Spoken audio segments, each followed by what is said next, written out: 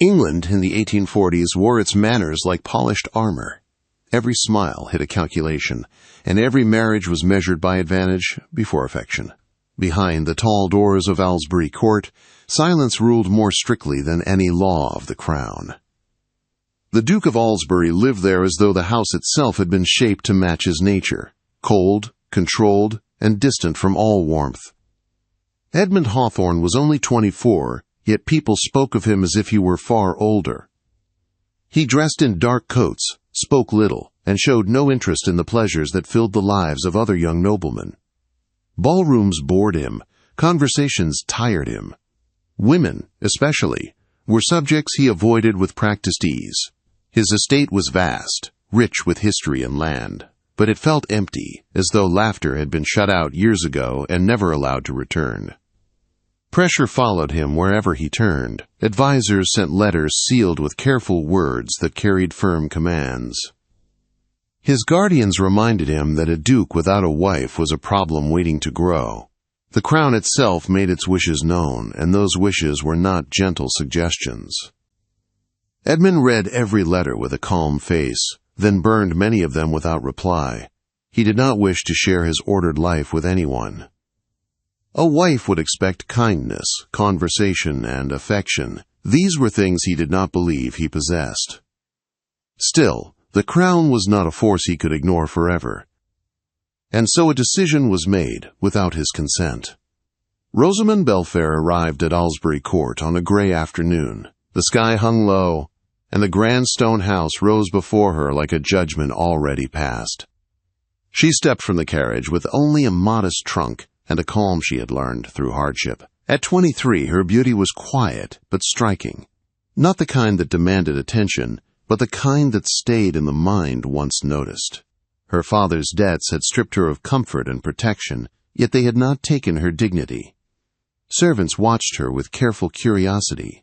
They knew their master well, and sensed what kind of welcome awaited her. Still, they offered what kindness they could through softened expressions and gentle guidance through the entrance hall. When Edmund Hawthorne descended the staircase, the air seemed to tighten. He moved with the certainty of a man accustomed to obedience. His eyes passed over Rosamond with cool distance, and he offered no greeting. Before she could speak, before she could even gather her thoughts, his voice cut through the hall. "I will never love you," he said, firm and flat. "Pack your things and leave." The words echoed against stone and marble. A hush fell over the servants. One maid turned her face away. A footman lowered his eyes. Rosamond felt the heat of humiliation rise, but she did not beg or protest. She held herself straight, dipped a proper curtsy, and said she would leave before dawn. Her voice did not tremble, though her heart did. She turned and walked toward the guest corridor, each step measured and controlled. Behind her, the house seemed colder than before. Evening settled over Aylesbury Court, bringing with it a deep stillness. Rosamond could not bring herself to retire without thanking those who had shown her small kindness. She slipped into the servants' kitchen and asked, quietly and politely, if she might prepare something for them. They agreed, surprised but grateful. She cooked a simple pheasant dish using recipes her mother had taught her long ago. As the food warmed, the kitchen filled with a rich and comforting scent unlike anything the estate had known in years. Servants paused in their work, drawn by the fragrance and the calm presence of the young woman who had been dismissed so cruelly. Edmund, restless and unsettled for reasons he refused to name, wandered the lower halls. The scent reached him and stirred a curiosity he did not expect. He entered the kitchen without announcement and accepted a small portion from a footman. The first taste stopped him. The flavors were careful and deep, balanced with a skill that spoke of patience and heart. Something shifted within him, sharp and sudden. He demanded to know who had prepared the dish. When the answer came, the room fell silent. "Miss Belfair."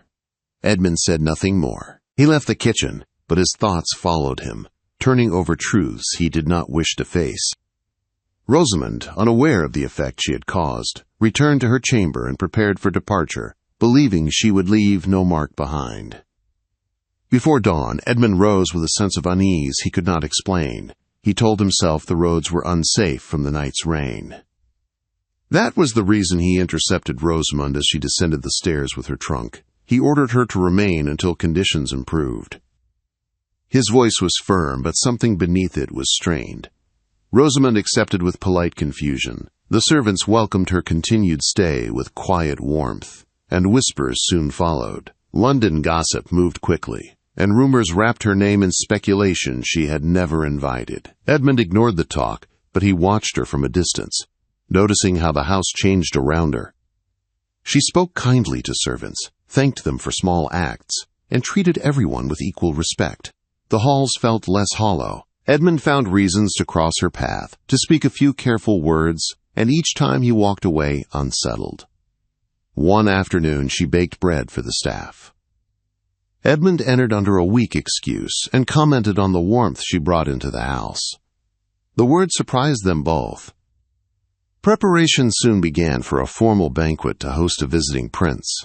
Edmund, against all expectation, suggested that Rosamond assist in planning the meal. The household reacted with disbelief, but no one questioned him aloud. As Rosamond worked with the kitchen staff, her quiet confidence earned their respect. Edmund's attention followed her more closely than he admitted.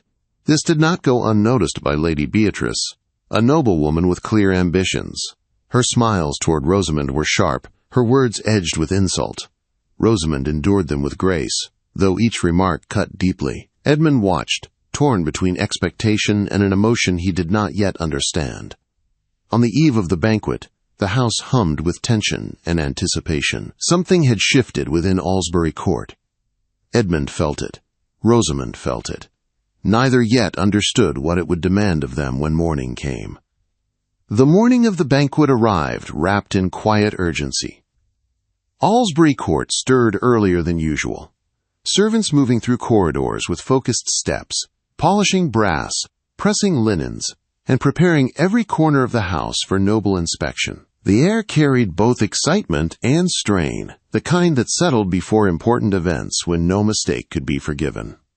Rosamond rose before the bells rang. She dressed simply, choosing calm over display, and tied her hair back with care. Though she told herself she was only a guest fulfilling a task, she felt the weight of the day press upon her chest. The banquet was not only for a visiting prince, but a test of her place in a house that had never truly welcomed her. She spent the early hours in the kitchen. Pots simmered. Knives moved with steady rhythm. The servants followed her instructions with trust they rarely offered outsiders. She listened to their thoughts, adjusted plans, and praised their efforts. There was no command in her voice, only respect. It drew loyalty without demand. Edmund watched from a distance, more often than he meant to. He told himself it was his duty as host. Still, his gaze followed her movements with an attention that unsettled him. The way she worked brought warmth into the cold stone rooms. She did not rush, yet nothing fell behind. Her presence made order feel gentle instead of strict. As the sun climbed higher, Lady Beatrice made herself visible. She arrived, dressed in silk and confidence, walking the halls as if she already belonged there. Her eyes followed Rosamond with thinly veiled disdain. "You seem very comfortable here," she remarked lightly, though her tone carried judgment. "One might forget you were invited only by circumstance." Rosamond met her gaze calmly. "Comfort comes from kindness, not position." Lady Beatrice smiled, but it did not reach her eyes. "Be careful," she said softly. "This house does not reward misplaced hope." Edmund witnessed the exchange from across the room. Something sharp stirred within him. He did not intervene, and that silence would soon weigh heavily on him. By afternoon the estate stood ready, chandeliers gleamed. The long tables shone beneath candlelight, prepared in advance. When the prince arrived, formality swept through the house like a tide. Edmund greeted his guest with practiced grace, his face composed, his posture flawless. Rosamond remained near the edges, guiding the kitchen and ensuring every dish left in perfect order. When the first course was served, murmurs of approval followed. The prince paused after tasting the soup, surprise bright in his expression. He praised the balance of flavors, the restraint, the care. Course after course followed, each met with approval. Whispers spread among the guests. The prince asked who had designed the meal. Edmund felt an unexpected tightening in his chest. He gestured for Rosamond to step forward. She hesitated, then moved with measured steps into the light. Her gown was modest, her hands steady. She answered the prince's questions with humility, crediting the kitchen staff and tradition over herself. The prince's admiration was clear, his smile lingering longer than courtesy required. Edmund watched closely. Something unfamiliar stirred within him, sharp and unwelcome. Jealousy. When Rosamond stepped back into the shadows, the warmth of the room seemed to leave with her. Edmund could not focus on conversation. His thoughts returned again and again to her calm presence, her soft voice, the way the prince had looked at her. The evening ended with applause and satisfaction. The prince retired, pleased, and the guests drifted into smaller conversations.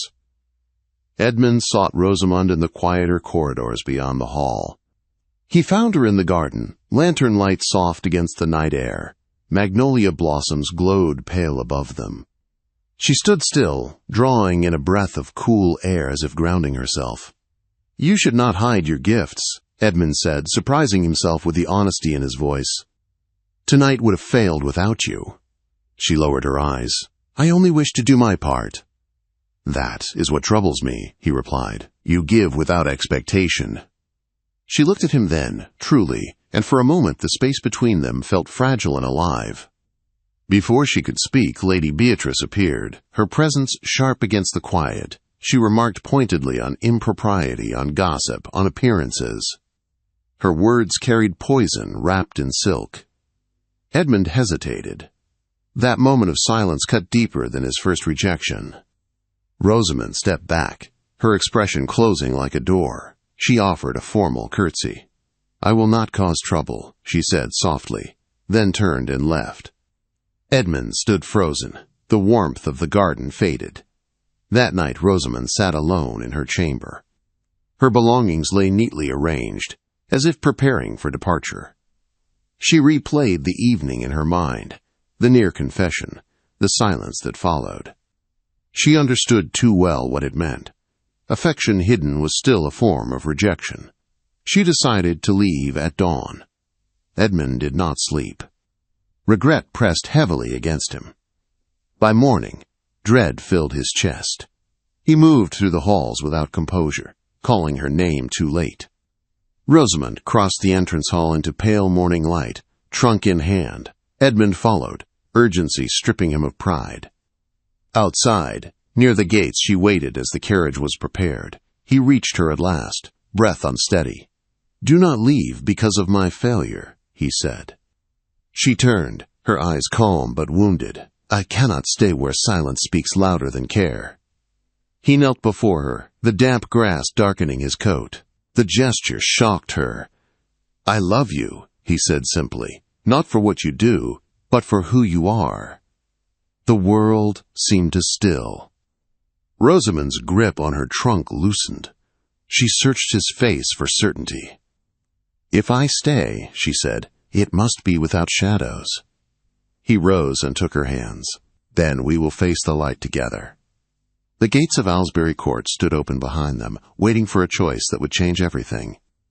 The morning air felt different after Edmund spoke the words she never expected to hear. Rosamond stood still. The world narrowed to the sound of her own breath and the weight of his hands holding hers. For years she had learned to rely on herself alone. Love, especially from a man like him, had never been part of her future. Yet the sincerity in his eyes unsettled every defense she had built. She did not answer at once. She needed truth, not poetry. "You are a duke," she said quietly. "Your world does not forgive easily. Yesterday you were silent when I needed you. Today you kneel. Tomorrow the world will speak again. I will not survive being chosen only in private." Edmund did not release her hands. "I was taught that control was strength," he said. That silence kept order. You have shown me how wrong that belief was. I cannot promise the world will be kind, but I promise I will not be silent again." Behind them, servants watched without moving. No one spoke. They sensed that this moment did not belong to rank or routine, but to two people standing at a crossing they could not undo. Rosamond studied his face, searching for hesitation. She found none. Slowly she nodded. "Then I will stay," she said, "but I stay as myself, not hidden, not protected by distance." A quiet breath left Edmund's chest, one he had not known he was holding. He stood, still holding her hands, and for the first time in many years, the rigid weight he carried seemed to lift. News spread quickly. Within days, whispers turned into headlines. Papers spoke of scandal and disbelief. A duke claimed by a woman of fallen fortune. Aylesbury Court named as a house undone by sentiment. Some mocked, others speculated. Lady Beatrice withdrew with thin smiles and wounded pride, her ambitions collapsing under public rejection. Edmund answered none of it with anger. He addressed the household directly, standing beside Rosamond in the great hall. He spoke clearly and without apology. "She is my chosen partner," he said.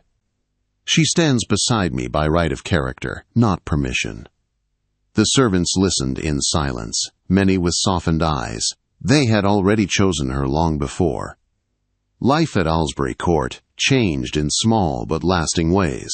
Laughter returned to corridors that had only known footsteps. Meals became gatherings rather than obligations. Edmund still worked with discipline, but warmth entered his voice.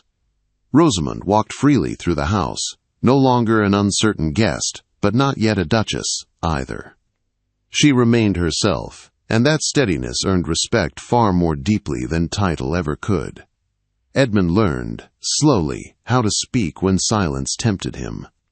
He defended her openly. When gossip reached the gates, he met it head-on. Each act of support built trust, fragile at first, then strong. Their engagement was announced without spectacle. Some nobles declined invitations, others came out of curiosity. A few came out of quiet admiration for courage they did not possess themselves. The wedding was modest by noble standards, but rich in meaning. Candles lined the small chapel. Rose petals softened the stone aisle. The choir sang with gentle devotion rather than grandeur. When Rosamond entered, Edmund did not see society's judgment or expectation. He saw the woman who had warmed his house and broken his walls without force. When they spoke their vows, the words were simple and true. Outside the chapel, the air felt lighter. The future remained uncertain, but it no longer felt empty. As they walked hand in hand back toward Aylesbury Court, servants gathered along the path. Some smiled openly, others bowed with genuine respect. The house itself seemed to breathe differently, as if long-held tension had finally eased. That evening, as the sun lowered behind the hills, Edmund and Rosamond stood at the windows of their shared home. The same halls that once echoed with silence now carried warmth. What began with rejection had ended in choice. And for the first time, Aylesbury Court felt alive.